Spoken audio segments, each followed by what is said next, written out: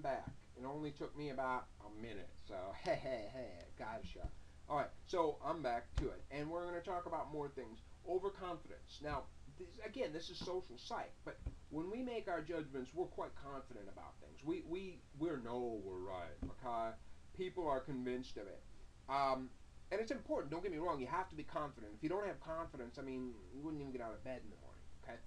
But what happens is, I mean, let's say simple judgments. They asked in a classic study. I think this is Sarah Lichtenstein or I forgot her name, but whatever. She asks hundreds of general knowledge questions. Things like, "What's the capital of North Dakota?" People are like, "Oh, Fargo." The hell do I know? And then what happens is they'll say, "Well, how confident are you that you're correct?" Okay, and they'll just do this for hundreds and hundreds and hundreds of questions. And it doesn't matter what the questions are, by the way. I mean, we could talk about capital of North Dakota, or is absinthe a liquor or a precious stone? Whatever. I mean, yes, hundreds of these questions, and people are inevitably more confident that they're correct than they actually are. Always. Okay? Again, let's think about this when you're judging another person. I looked at that image in that wedding picture, and I'm like, this guy isn't right. Why? I don't know. If somebody asked me, how confident are you that this is a bad guy? I mean, like, I'm about 95% sure that this dude is just not good. I'm like, but am I gonna be right? Maybe no.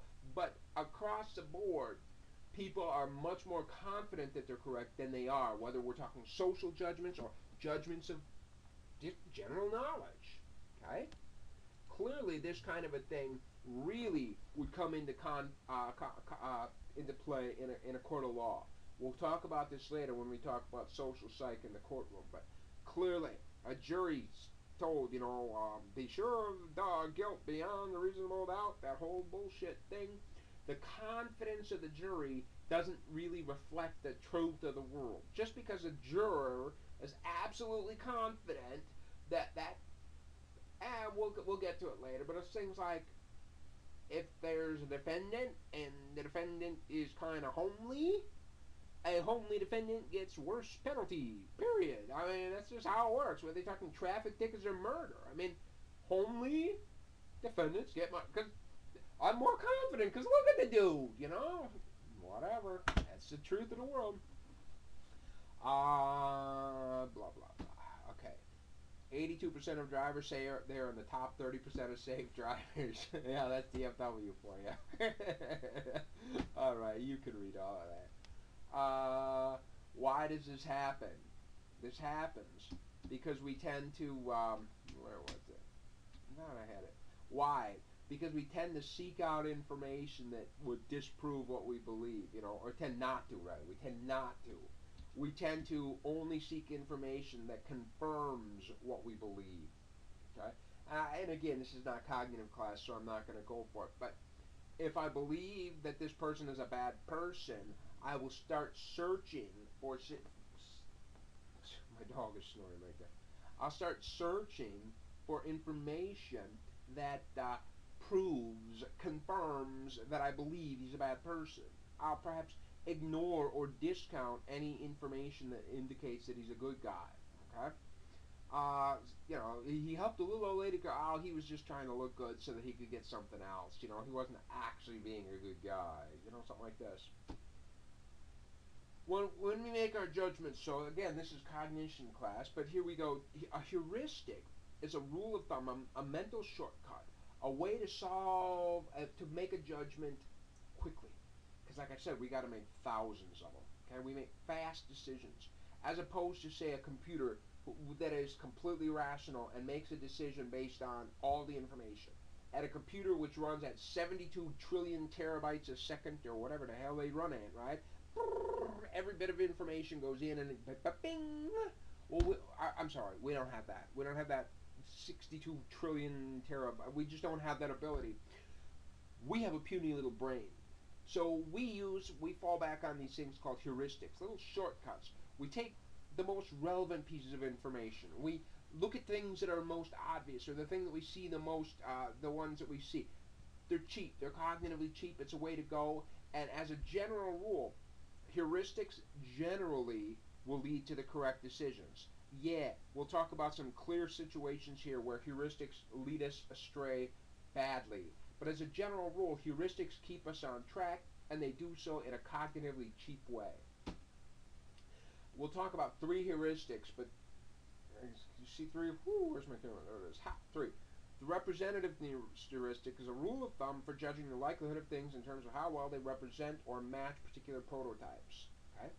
So here's a classic, I mean real classic. Linda is 31 years old, single, outspoken, and very bright. She majored in philosophy. Ooh la la. As a student, she was deeply concerned with issues of discrimination and social justice, and also participated in anti-nuclear demonstrations. Please choose the most likely alternative. Linda is a bank teller, or Linda is a bank teller and is active in the feminist movement. And when you ask this question, I mean, students inevitably, not 100%, but clearly about 80% of students say, Linda is a bank teller and is active in the feminist movement is more likely. And it's like, why are you saying that? Because when you read this little passage, there's nothing about Linda that makes it sound anything like it's not like Linda likes to count money. Well, if you had that, we'd be on something. But there's nothing in this description that looks like a bank teller. But there's several things that kind of sound feminist to me. I'm the sexist guy, so what do you want? Philosophy major. Are you kidding me? All right. Issues of discrimination and social justice.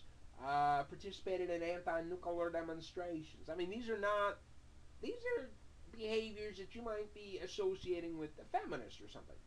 Well, number one, what am I saying? Do I have it?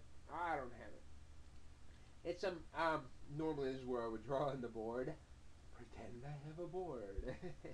Yikes. Oh, there. Ha! Found it. Oops. We find that if this left white circle represents the world of bank tellers, all the bank tellers in the world, and the right circle represents all of the feminists in the world, the overlap indicates the world of feminist bank tellers. By definition, feminist bank tellers must be smaller than bank tellers as a whole. So, without even getting into it, bank teller, Linda as a bank teller must be the more likely alternative. It has to be. Look at the thing down below. What happens is we're swayed by that representation. It kind of represents a feminist, but it doesn't represent a bank teller. So we go, it's feminist. Okay? Alright, that's cool. This is actually pretty interesting because it's things like when here the accuracy of actuarial relation. I don't want to get a lot of details because we're going to do this one later, but that is to say, when you look at, say, a clinical psychologist, it's like, is this patient going to be readmitted to the mental hospital? And so then, the clinical psychologist makes their guesses, and it turns out that a better predictor than the clinicians themselves is the thickness of a patient's medical file. If you just measure how thick the medical file is, that is a better predictor of readmission than the clinical psychologist, because the clinical psychologists tend to fall for this representativeness heuristic. Okay? Or later on, again, when we talk in the legal system, it'll be things like, does this guy represent my idea of a criminal? So if a defendant comes in and they've got tattoos up their neck and stuff, they're screwed. Alright? Because the guy represents this prototype I have in my mind of what a criminal should look like. You fit the prototype, therefore you must be. Okay? That's how it works. The availability heuristic is estimating the likelihood of events based on their availability in memory. So this makes a lot of sense because if I'm thinking about something and I can think about it easily. Chances are the reason I can think about something easily is because I'm familiar with it, because I've seen it many times. Okay? And so therefore, if something comes to mind easily, I assume it's very common. Okay? And this is sensible. However, this is troublesome because it does not take into account the fact that something can be available to our mind for a lot of reasons. Could be because there's more times, but it could be because it's more recent. Or my particular pet peeve is CNN. Now I love CNN. Don't get me wrong. I mean, but it is entertainment. Their job is to sell commercials. You know, to keep your eyes glued so that when those commercials come on, you'll be there. And so what happens is we have things like an Amber Alert. You know, and oh my God, child was kidnapped, and this is a terrible thing. But boom, boom, boom. We're talking about Kaylee Anthony or Elizabeth Smart or whatever. Now, don't get me wrong, those are tragedies, but there was 200, I don't know how many million American people, 300 and some odd million Americans that were not kidnapped. But those don't get talked about. Instead, the couple that were kidnapped do. You know, it turns out that major crime is actually at a low. It's a very low point in modern history. But what happens is CNN has got 24 hours a day of news to fill, and with 325 million Americans, there is always somebody somewhere doing weird shit. And CNN is going to find them, okay? And they're going to splash them. And it's going to reappear every hour because those things cycle with a... And so we find that these things like kidnapping come very, very quickly to mind. The thought of kidnapping, especially if you're a mother. Oh, Lord, don't even talk about that. If you're a mother, this idea of kidnapping comes so readily to mind, but that doesn't mean it's common. The reason it comes readily to mind is because of CNN, not because it's something that's frequent. But as a general rule, it's still true. If something easily comes to mind, the reason it comes easily to mind is because it's the most common thing. What causes more deaths in America, shark attacks or falling airplane parts? Duh, shark attacks, right? Remember Summer of the Shark? They keep on bringing out that Britney girl, the surfing Britney girl that got her arm gnawed off that year. She keeps making television appearances and everything else. But you know what? Britney didn't die. She lost an arm. Tragic, yes, but it wasn't even a death. You know, it turns out that there's like one death every 5 years in the entire world due to sharks. That's it. That's it. But things like Jaws have really, really brought this to mind. What about falling airplane parts? Yeah, we tend not to talk about those. But yep, they do. They kill a lot more people. Okay? And again, this is troublesome for things such as car accidents, right? We see car accidents, and so we overspend our money on things like safety equipment for our cars, and we underspend for things such as even more. I mean, whenever somebody has a car accident, front page news, especially if there's a lot of blood, right? But what happens when somebody dies of stomach cancer? They do so quietly in their own home or the hospital, and it doesn't make the front page news. So we tend to overspend as a society on safety equipment for our car and underspend on things like, you know, checking for stomach cancer. Okay? The last heuristic I'm going to talk about here is the recognition heuristic. The recognition heuristic is simple. I mean, this is wonderful. This is just like, if we just recognize something, we'll just judge it positively. That's a fact. I mean, the classic study, they took kids and they gave them some hamburgers, and then they were like, try hamburger 1, try hamburger 2, you know, and one hamburger was wrapped in a McDonald's wrapper, and one is a plain white wrapper, and when the kids ate the one in the plain white wrapper, like, oh, this is garbage, oh, this shit, oh, blah, blah, blah, I'm gonna puke, you know, but it was, of course, the exact same hamburger, right? But it's that wrapper that made us feel so good. And this is sensible from an evolutionary perspective, because think about this, okay? From a survival perspective. You're sitting there and you're like, here's an apple. I'm hungry. Here's a guava. What the hell is that? I ate an apple in the past. I didn't die. I know it's safe. Guava? How the hell do I know? Same thing with this. I know Fred. I've seen Fred 100 times. I've interacted with him, and he didn't kill me.